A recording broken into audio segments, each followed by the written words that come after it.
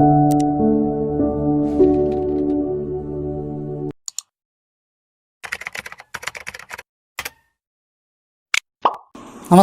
P K മണിയുടെ stories ചാനലിലെ ഒരു പുതിയ വീഡിയോയിലേക്ക് അവർക്കും ഹൃദ്യമായ സ്വാഗതം.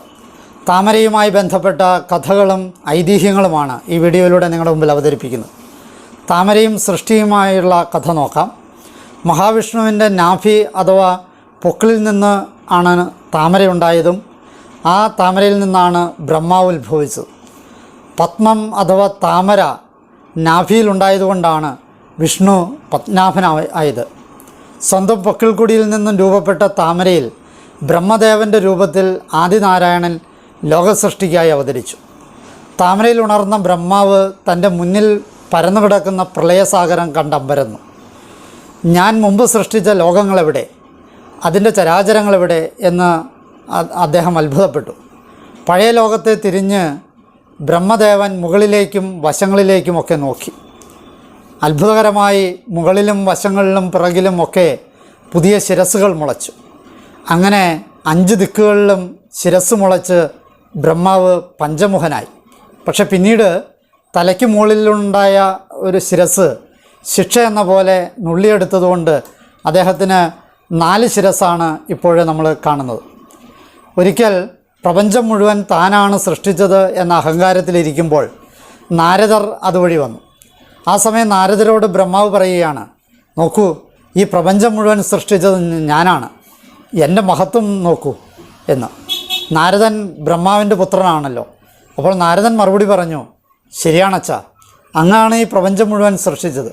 എന്നാൽ അച്ഛനിരിക്കുന്ന ഈ താമര സൃഷ്ടിച്ചത് ആരാണ്? അപ്പോഴാണ് ബ്രഹ്മാവ് അതേക്കുറിച്ച് ചിന്തിക്കുന്നത്. ആ സമയം ബ്രഹ്മാവിന് അതെന്താണെന്ന് അറിയാനുള്ള ജിജ്ഞാസയുണ്ടാവുകയും ആ താമരത്തണ്ടിൻ്റെ ഉള്ളിൽ കൂടി താഴോട്ട് ഇറങ്ങുകയും ചെയ്തു അത്രേ.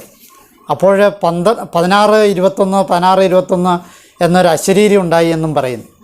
അപ്പോഴാണ് ബ്രഹ്മാവിന് തൻ്റെ ഉത്ഭവസ്ഥാനം മനസ്സിലാവുന്നതെന്നുമാണ് പുരാണങ്ങളിൽ പറയുന്നത്. അടുത്ത കഥ കണ്ണന് പ്രിയപ്പെട്ട താമര എങ്ങനെയാണ് ചെളിയിൽ വളരാൻ ഇടവന്നത് എന്ന കഥയാണ്. ആദ്യമെല്ലാം സ്വച്ഛമായ ശുദ്ധജലത്തിലായിരുന്നു താമര വളർന്നിരുന്നത്. ചതുർഭുജനായ ശ്രീഹരിയുടെ ഒരു കൈയിൽ താമരപ്പൂ ഉണ്ടാവും. ശംഖ് ഭഗവാന്റെ ആഗമനത്തെ അറിയിക്കാനും ഗദയും ചക്രവും ദുഷ്ടനിഗ്രഹത്തിനും വേണ്ടിയുള്ളതാണ്. എന്നാൽ താമര ഭക്തവാത്സല്യത്തിൻ്റെ ചിഹ്നമായാണ് കയ്യിൽ വെച്ചിരുന്നത്. അത് താമരയ്ക്ക് മനസ്സിലായില്ല. ഭഗവാൻ ഒരു ഉപയോഗവുമില്ലാത്ത തന്നെ സദാ കയ്യിൽ പിടിച്ചിരിക്കുന്നത് തൻ്റെ സൗന്ദര്യം കാരണമാണെന്ന് താമരയ്ക്ക് ചിന്ത വന്നു. താമര നോക്കുമ്പോൾ യാതൊരു ഭംഗിയുമില്ലാത്ത തുളസിയില ഭഗവാന്റെ കാൽക്കൽ കിടക്കുകയാണ്. താമരയ്ക്ക് തുളസിയോട് പരിഹാസം തോന്നി.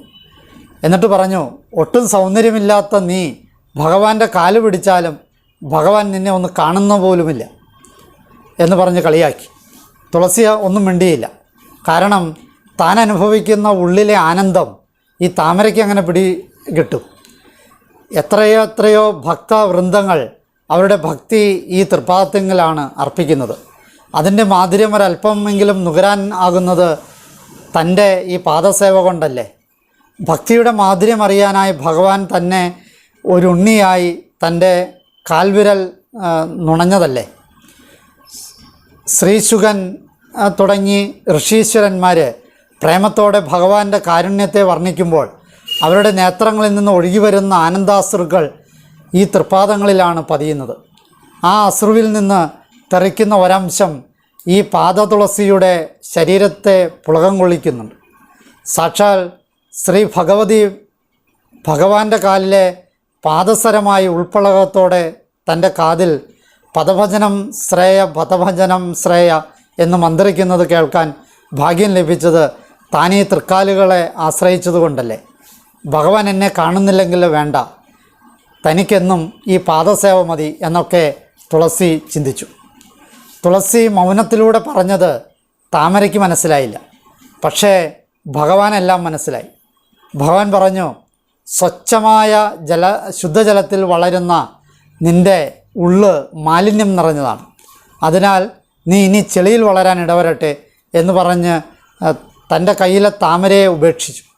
താമരയ്ക്ക് പശ്ചാത്താപമായി. തൻ്റെ മനോഹാരിതയും ഭഗവാൻ പകർന്നു നൽകിയതാണ് എന്നത് താൻ മറന്നുപോയി. ഭഗവാന്റെ കാരുണ്യം കൊണ്ടാണ് തന്നെ ചേർത്ത് പിടിച്ചത് എന്ന് മനസ്സിലാക്കാതെ അഹങ്കരിച്ചു. താമര ഭഗവാന്റെ കാലിൽ വീണ് മാപ്പ് ചോദിച്ചു. അപ്പോൾ ഭഗവാൻ പറഞ്ഞു, ചെളിയിൽ വളർന്നാലും നിൻ്റെ ശ്രേഷ്ഠത ഒരിക്കലും നശിക്കില്ല. ഒരിക്കൽ എൻ്റെ ഭക്തനായ ഗജേന്ദ്രൻ പ്രേമത്തോടെ എനിക്കായി നിന്നെ സമർപ്പിക്കുമ്പോൾ നീ വീണ്ടും എൻ്റെ കയ്യിൽ എത്തിച്ചേരും. ചെളിയിലാണെങ്കിലും എൻ്റെ സാമീപ്യം നിനക്ക് ലോകത്തിൽ എന്നോടൊപ്പം സ്ഥാനം നേടിത്തരും. ഭഗവാന്റെ മുന്നിൽ എല്ലാവരും ഒരുപോലെയാണ്. നമ്മുടെ ഓരോ നേട്ടവും ഭഗവാന്റെ കാരുണ്യമാണ് എന്ന് താമര അങ്ങനെ പഠിച്ചു. താമരയും ബുദ്ധനുമായിട്ടുള്ള കഥ നോക്കാം. ബുദ്ധമതത്തിലെ വളരെ പ്രധാനപ്പെട്ട ഒരു പ്രതീകമാണ് താമര. താമരപ്പൂവ് ബുദ്ധൻ്റെ രൂപവുമായി ബന്ധപ്പെട്ടിരിക്കുന്നു. അതിന് കാരണമായി പറയപ്പെടുന്ന കഥ ഇതാണ്. ജനിച്ച ഉടനെ ബുദ്ധൻ സ്വന്തമായി 7 ചുവടുകൾ വെച്ചു അത്രേ. സാധാരണ മനുഷ്യ കുഞ്ഞുങ്ങളൊന്നും പ്രസവിച്ചു കഴിഞ്ഞാൽ വളരെ കാലം കഴിഞ്ഞിട്ടാണ് എഴുന്നേറ്റ് നടക്കുന്നത്. എന്നാൽ ബുദ്ധൻ ജനിച്ച ഉടനെ നടന്നു എന്നാണ് പറയുക. കുഞ്ഞു ബുദ്ധൻ്റെ കാൽ ചവിട്ടിയ ഇടത്ത് ഒരു താമര വിരിഞ്ഞു എന്നാണ് ഐതിഹ്യം. അതുകൊണ്ടാണ് ബുദ്ധനുമായി ബന്ധപ്പെട്ട് താമരയെ ചേർത്ത് വെച്ച് എല്ലാവരും അവതരിപ്പിക്കുന്നത്. മധുരയിലെ സ്വർണ്ണ താമരയുടെ കഥ നോക്കാം. തമിഴ്നാടിൻ്റെ സാംസ്കാരിക തലസ്ഥാനമാണ് മധുര. മധുര നഗരത്തിൻ്റെ മധ്യത്തിലാണ് മധുര മീനാക്ഷി ക്ഷേത്രം സ്ഥിതി ചെയ്യുന്നത്. താമരയുടെ ആകൃതിയിലാണ് നഗരത്തിൻ്റെ നിർമ്മാണം നടത്തിയിട്ടുള്ളത്. മധുര മീനാക്ഷി ക്ഷേത്രത്തിൽ 4 പ്രവേശന കവാടങ്ങളാണുള്ളത്. കിഴക്ക്, പടിഞ്ഞാറ്, തെക്ക്, വടക്ക് ഗോപുരങ്ങളാണ്. എല്ലാ ഗോപുരങ്ങളും 150 അടിയോ അതിൽ കൂടുതലോ ഉയരമുള്ളവയാണ്. അകത്തളങ്ങളിൽ നിന്നും കോവിലിന് നടുവിലായി നീളത്തിൽ കിടക്കുന്ന പ്രകാരങ്ങളിലേക്കാണ് വാതിലുകൾ തുറക്കുന്നത്. ഒറ്റക്കല്ലിൽ കൊത്തിയ കൊത്തുപണികളോടുകൂടിയ 24 കൽത്തൂണുകൾ ഓരോ വശങ്ങളിലുമുള്ള ചതുരാകൃതിയിലുള്ള പ്രകാരങ്ങളിലുണ്ട്. ഇതിൻ്റെ 4 വശത്തു നിന്നും പടികളിറങ്ങി ചെല്ലുന്നത് മധുര മീനാക്ഷി ക്ഷേത്രത്തിലെ പ്രധാന ആകർഷണമായ സ്വർണ്ണത്താമരക്കുളത്തിലേക്കാണ്. പുരാതന കാലം മുതൽ ഭക്തർ സ്നാനം ചെയ്തിരുന്ന കുളമാണിത്. ഇവിടെ വെള്ളം നിറഞ്ഞ് സ്വർണ്ണകമലത്തിൻ്റെ ദളങ്ങൾ വരെ മുങ്ങാറുണ്ട്. കുളത്തിൻ്റെ ഒരു വശത്ത് ഭസ്മക്കളത്തിൽ നടുക്ക് ഭസ്മത്തിലാറാടിയ ഒരു ഗണപതി ഇരിപ്പുണ്ട്. തൊട്ടടുത്ത് ഒരു സ്വർണ്ണത്താമര കൊത്തിയ ചതുര തളിക ഉണ്ട്. കുളത്തിൻ്റെ മധ്യത്തിൽ സ്വർണ്ണ കൊടിമരം കാണാം. മധുര മീനാക്ഷി ക്ഷേത്രത്തിലെ ശിവക്ഷേത്രത്തിന് സമീപമുള്ള കുളത്തിൽ നിന്നും സ്വർണ്ണത്താമര വിടർന്നു വന്നു എന്നാണ് ഐതിഹ്യം. അതിനാൽ അതിൻ്റെ ഓർമ്മയ്ക്കായി കുളത്തിൽ സ്വർണത്തിൻ്റെ താമര നിർമ്മിച്ച് വെച്ചിട്ടുണ്ട്.